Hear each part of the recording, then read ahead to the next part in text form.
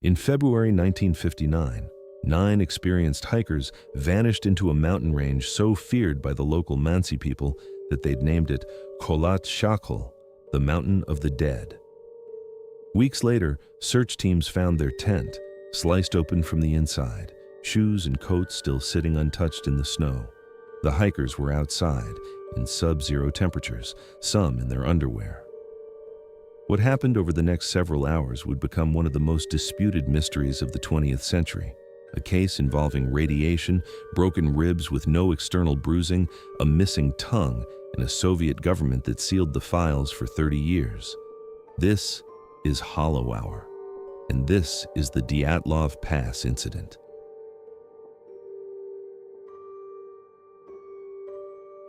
In late January 1959, 10 young hikers set out from the Ural Polytechnical Institute in Sverdlovsk, Russia. Most were engineering students in their early 20s. This wasn't a casual trip.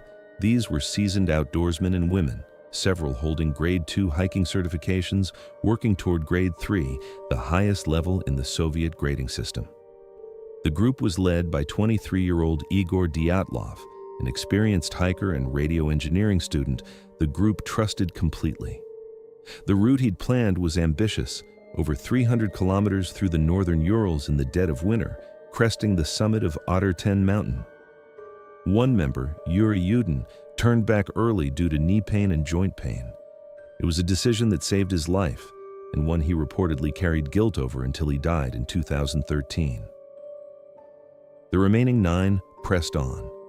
They would never come home.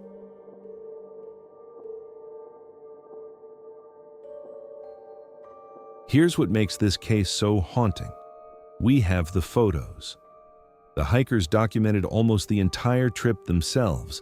We see them laughing, building fires, trudging through waist-deep snow. On February 1st, the final images show them constructing their tent on the slope of Kholat Shakhl, a decision investigators would later question since more sheltered terrain was available lower down. The last photo believed to be taken shows a blurry, dark figure, likely just a member walking in the snow.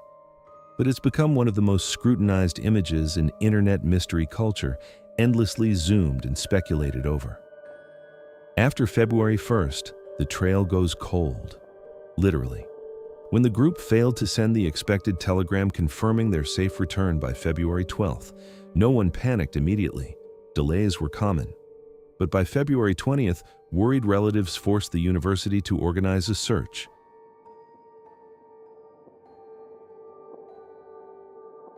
On February 26th, search teams found the tent. It was collapsed, half buried in snow on the slope of Kholat Shakhl, and it had been cut open from the inside with a knife. Inside, searchers found all 9 sets of outdoor shoes, warm coats, and supplies undisturbed. Whatever made these experienced winter hikers leave their tent, it made them do it without stopping to dress for temperatures that were, that night, an estimated -25 to -30 degrees Celsius. Footprints, some barefoot, some in socks, none in proper footwear, led away from the tent, down toward the tree line roughly a mile away. The first 2 bodies, Yuri Doroshenko and Georgy Krivonishenko, were found near the remains of a small fire at the tree line, wearing only underwear. The tree above them had broken branches up to 5 meters high, suggesting one of them had climbed it, perhaps to look back toward the tent or to escape something on the ground. 3 more, Igor Dyatlov, Zenaida Kolmogorova, and Rustem Slobodin, were found separately between the tree line and the tent, seemingly having died while trying to return. Slobodin's autopsy revealed a skull fracture. It wasn't initially considered the cause of death. It took over 2 months to find the remaining 4. In May, searchers found them under 4 meters of snow in a ravine further into the woods, and this is where the case turns from tragic to deeply strange.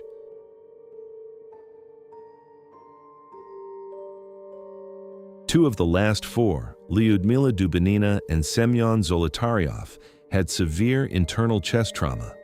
Zolotaryov had multiple broken ribs. Dubinina had even more severe fractures, plus damage consistent with massive pressure to the chest. Here's the detail that broke the internet decades later. The force required to cause these injuries was described by the original medical examiner as comparable to a car crash. And yet, no external bruising or soft tissue damage. Whatever crushed them didn't leave marks on the skin. Dubinina was also missing her tongue, eyes, part of her lips, and facial tissue. For years, this fueled theories of violent attack or mutilation, the more mundane and more likely explanation offered by later forensic reviewers. The body had been lying in a stream of running water under the snow for months, and this kind of tissue loss is consistent with decomposition in that environment, not injury. Some of the clothing recovered from the final 4 bodies also tested positive for elevated levels of radioactivity. This detail alone has powered decades of theories, but it has a mundane possible explanation too, which we'll get to. The official Soviet investigation, closed in May 1959, concluded the hikers died from a compelling natural force. No further explanation was given. The case files were classified and archived.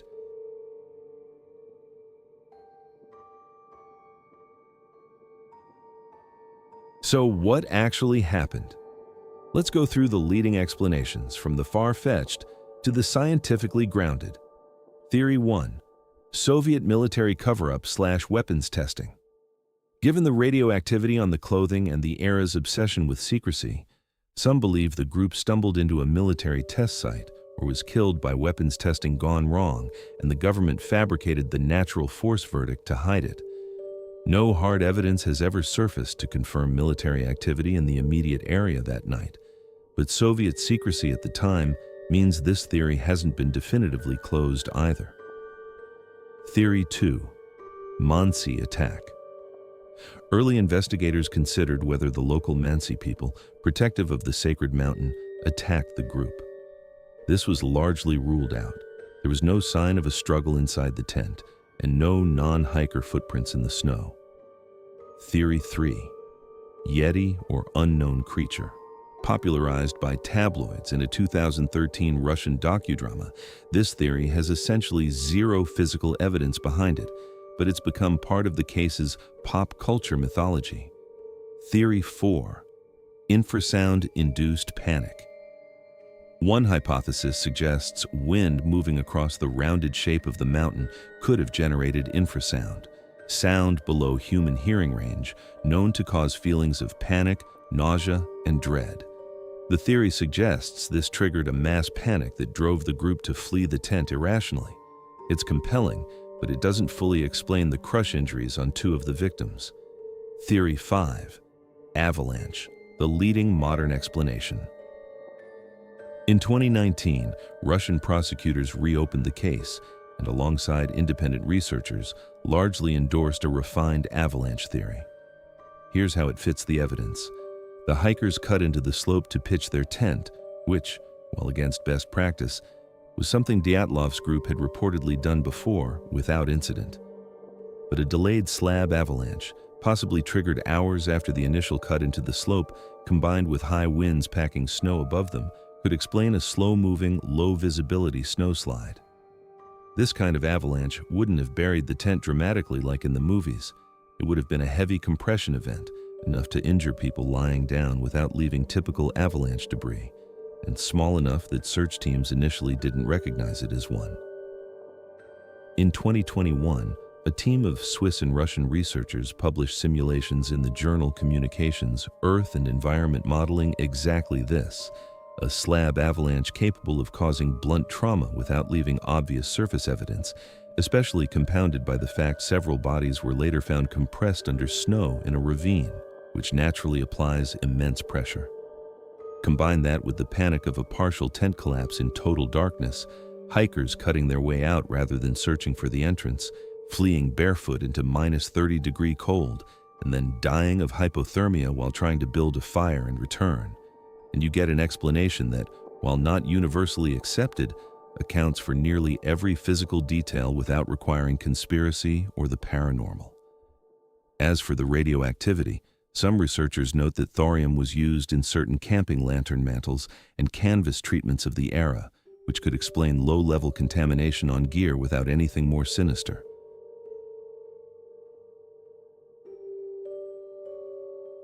Even with a scientifically plausible explanation on the table, the Dyatlov Pass incident refuses to fully close.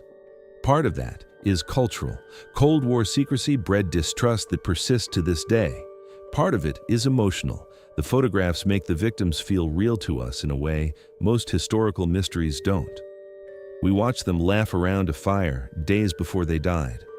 And part of it is simply that mysteries with tidy explanations don't spread the way unsolved ones do. The avalanche theory is detailed, peer-reviewed, and consistent, but it will likely never fully displace the version of this story that lives in internet forums and documentaries, the one with government conspiracies and inexplicable forces on a cursed mountain. Maybe that's the real story here.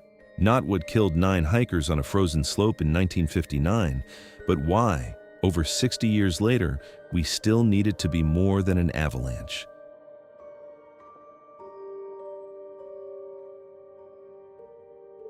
If you want to go further down this rabbit hole, the declassified case files are publicly available online, along with English translations of witness testimony from the original search parties.